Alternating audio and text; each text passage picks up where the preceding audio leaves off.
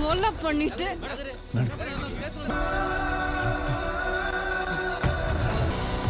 ஒவ்வொரு உயிரும் எவ்வளவு முக்கியம்னு கைதிகளுக்கு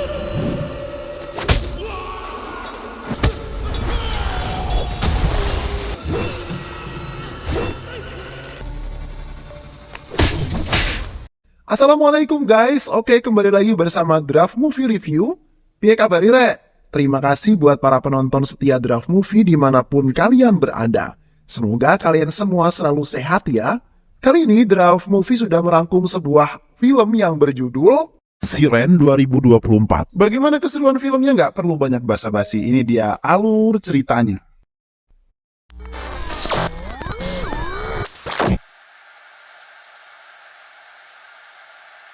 Malar, pelajar tingkat 9 dari sekolah SVK, mendapat penghargaan dalam acara sekolahnya.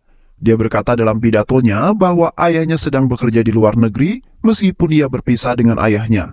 Ia masih dapat terhubung melalui sebuah telepon. Setelah acara sekolahnya selesai, ia bertemu dengan guru laki-lakinya yang mengatakan bahwa Malar tidak pernah menyebut atau memberitahukan nama dan tempat tinggal dari ayah Malar. Karena ucapan gurunya, Malar teringat masa lalunya ketika ia dijauhi teman bermainnya karena ayahnya ternyata ialah seorang yang dipenjara. Kemudian, sekian memperlihatkan Tailagan yang berada dalam penjara dipanggil ke ruangan polisi untuk dibebaskan secara bersyarat selama 14 hari. Tailagan merupakan ayah Malar yang telah dipenjara selama 14 tahun lamanya atas dasar kasus pembantaian. Tailagan yang telah merindukan ibu dan anak perempuannya, yaitu Malar, tidak ingin menyia-nyiakan hal tersebut. Sesampainya Malar di rumah neneknya, ia mendengar percakapan neneknya yang juga merupakan ibu Tailagan, bahwa Tailagan akan kembali ke rumah tersebut. Mendengar hal tersebut, Malar kesal dan pergi dari rumah neneknya, membawa foto dirinya yang terpasang tepat di dinding rumah tersebut. Sesampainya Tailagan di rumah, ia langsung disambut ibunya yang menantikan kehadiran dirinya yang sudah dipersiapkan. Ritual kedatangan Tailagan mengingatkannya tentang istri dan anak perempuan yang ia cintai. Saat ia masuk ke dalam rumah dan mengingat hari di mana ia ditangkap, ayahnya mengatakan, "Apa yang harus aku katakan kepada putrimu saat dia besar nanti?" Tailagan menjawab, "Katakan padanya bahwa ayahnya telah meninggal dunia." Kemudian saat Tailagan duduk, dia mulai menyadari bahwa putrinya tidak berada di rumah setelah ia melihat foto putrinya tidak ada di dinding rumah tersebut. Kemudian di sebuah acara kampanye, Talawar tampak disambut dengan baik oleh penduduk sekitar. Namun tidak dengan Anbar, tangan kanan Talawar yang justru tidak menyukai hal tersebut. Setelah Talawar pergi, Anbar segera menelpon suruhannya dan menyusun rencana tentang pembunuhan Talawar. Kemudian tampak Velan Kami yang merupakan polisi yang ditugaskan untuk menjaga Tailagan datang menjemputnya. Tapi ia malah ditawari untuk makan terlebih dahulu. Tanpa pikir panjang, Velan langsung menyantap hidangan yang disediakan keluarga Tailagan. Tailagan yang ibunya menunggu di luar untuk melihat Malar masuk ke dalam bus sekolah secara diam-diam. Namun, bus sekolah yang terparkir malah menghalangi pandangan Tailagan, sehingga ia tidak dapat melihat putri tercintanya tersebut.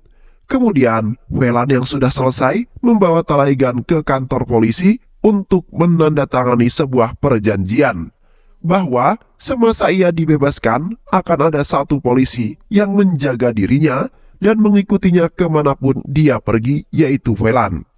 Lalu, saat Tailagan di rumah ibunya, berkata bahwa bus milik Malar mengalami sebuah permasalahan, sehingga Malar harus berjalan menuju ke sekolah. Ibunya kemudian berkata, ini adalah kesempatan yang tidak boleh disia-siakan. Tailagan dapat melihat Malar dengan jelas berada di sana. Kemudian Tailagan langsung bergegas pergi. Saat ia sedang mencari Malar, hujan turun dan secara tidak disengaja, Malar berteduh di tempat yang sama dengan Tailagan.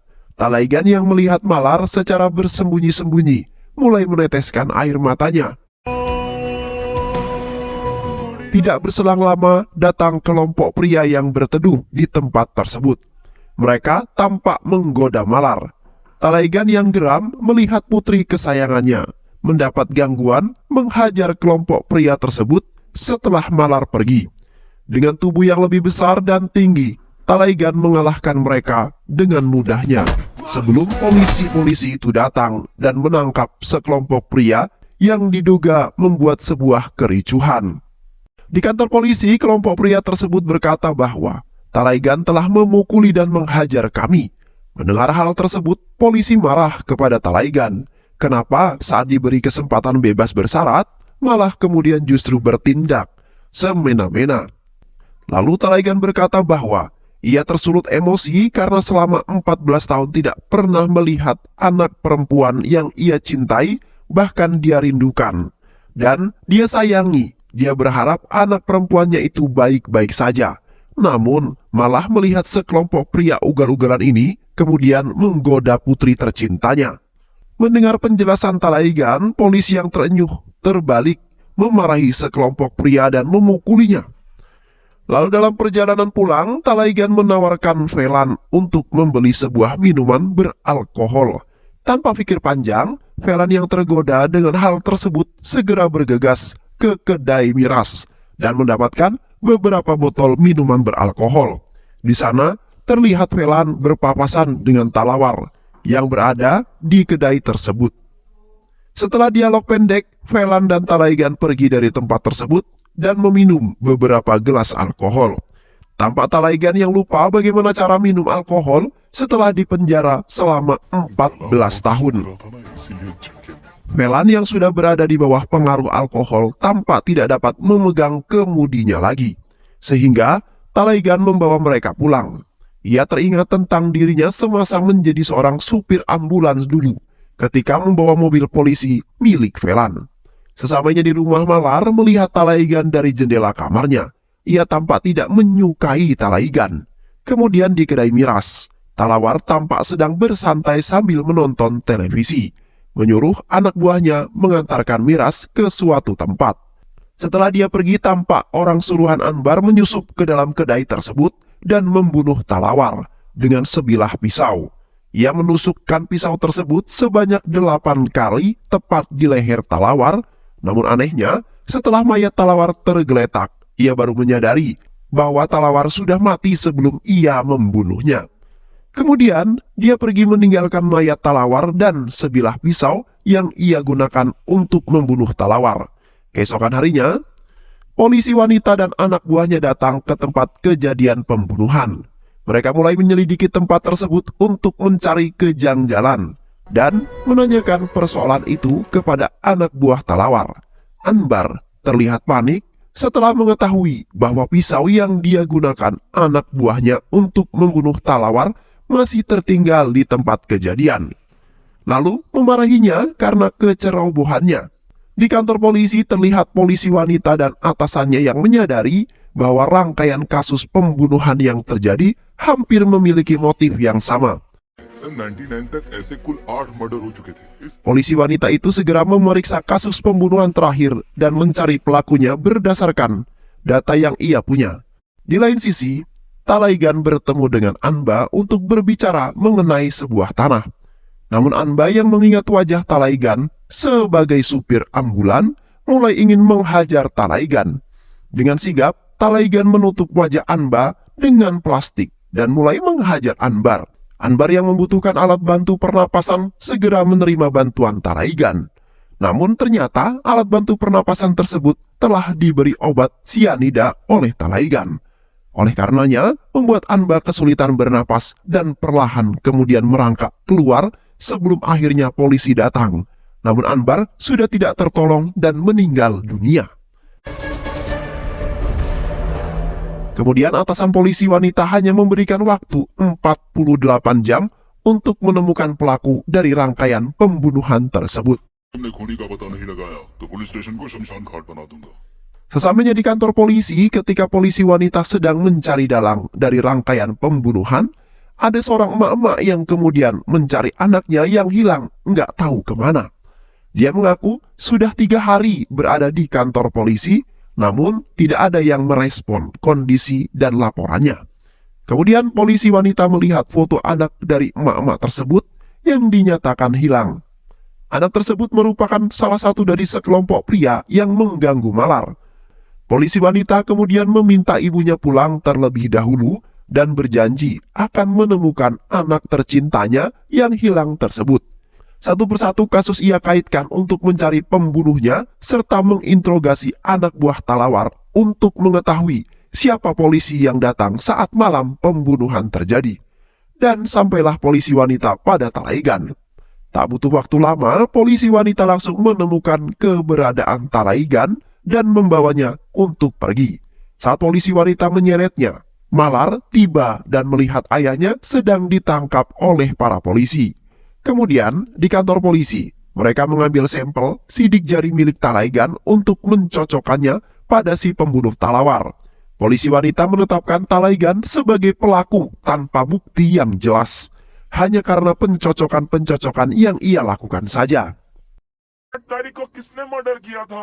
Oleh karena itu, Talaigan tidak dapat dijatuhi hukuman apapun karena tidak terbukti bersalah. Polisi wanita berjanji akan menemukan bukti bahwa Talaigan merupakan dalang di balik rangkaian pembantaian itu. Kemudian Talaigan teringat saat ia mencoba kabur dari penjara dan dipukuli hingga babak belur oleh tahanan lainnya. Ternyata Talaigan telah menjalani hukuman sebelum ditetapkan sebagai seorang tersangka. Dan ia berjanji akan membalas dendam saat keluar dari penjara. Namun, saat sebelum dia menerima bebas bersyarat dari para polisi, Talaigan memerintahkan seseorang untuk meletakkan mayat yang telah ditusuk sebagai sebuah umpan.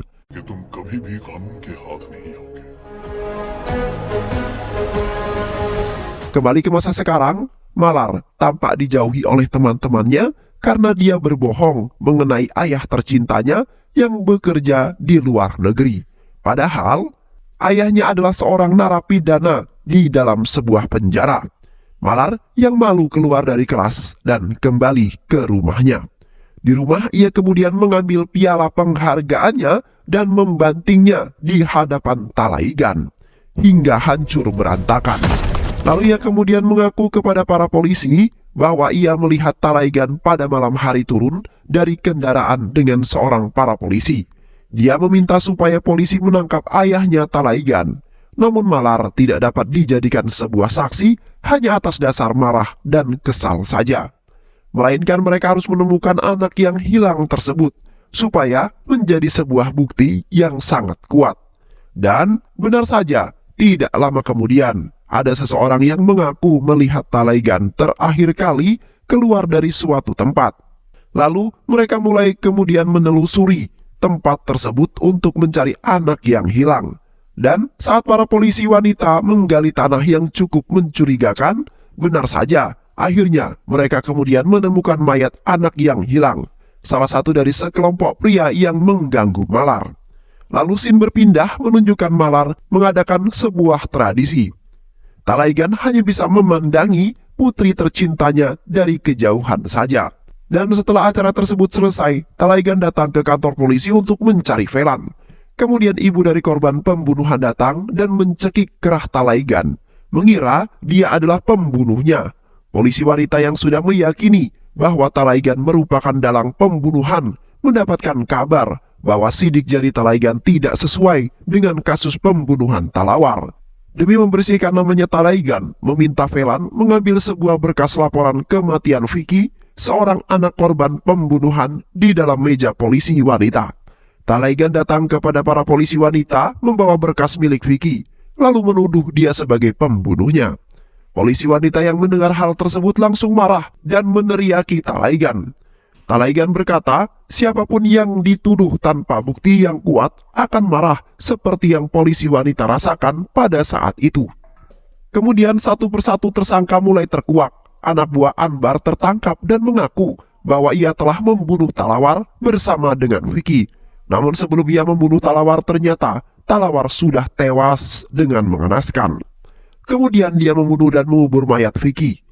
Dia kemudian memanggil 4 orang yang bisu dan tuli untuk dicarikan sebuah jawaban. Namun kemudian tidak mendapatkan apa-apa. Mereka berkata bahwa Talaigan merupakan orang yang dianggap sebagai seorang penyelamat. Dia tidak mungkin membunuh.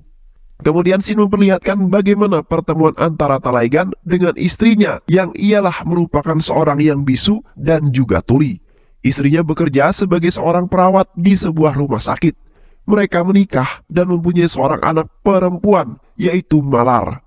Kemudian, di sebuah perjalanan pulang, Katir mendapat sebuah serangan dari Anbar. Dia dilempar botol kaca, lalu terjatuh dan terluka. Lalu pada saat dia berlari dari kejaran Anbar, dia menelpon Talaigan untuk meminta sebuah bantuan. Ternyata Anbar membutuhkan tanda tangan Katir demi kepentingan pribadinya. Sesaat sebelum Katir dihabisi Anbar, Talaigan datang dan mulai menghajar mereka semua. Satu persatu anak buah Anbar, Talaigan kalahkan dengan sangat mudah. Dan Anbar yang ingin menghentikan Talaigan malah pingsan mendapat sebuah serangan benda tumpul tepat di kepalanya.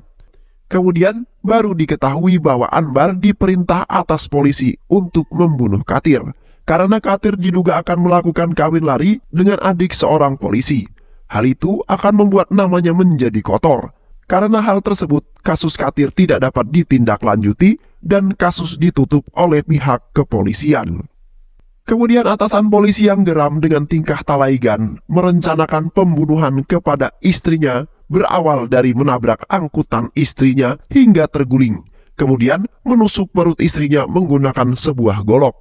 Talaigan yang mendengar hal tersebut langsung bergegas mencari keberadaan istri tercintanya. Ternyata tidak sampai di situ. Dalam perjalanan menuju rumah sakit, Talaigan diganggu oleh sekelompok orang. Mereka membakar ambulan milik Talaigan dan lain sebagainya. Hingga sampailah Talaigan di rumah sakit dengan kondisi istrinya yang masih dalam kondisi kritis akibat sebuah pendarahan.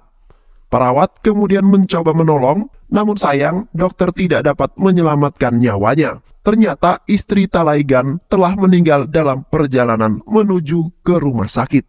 Kesedihan tidak dapat membendung hati seorang pria ketika dia tidak dapat menyelamatkan istri tercintanya.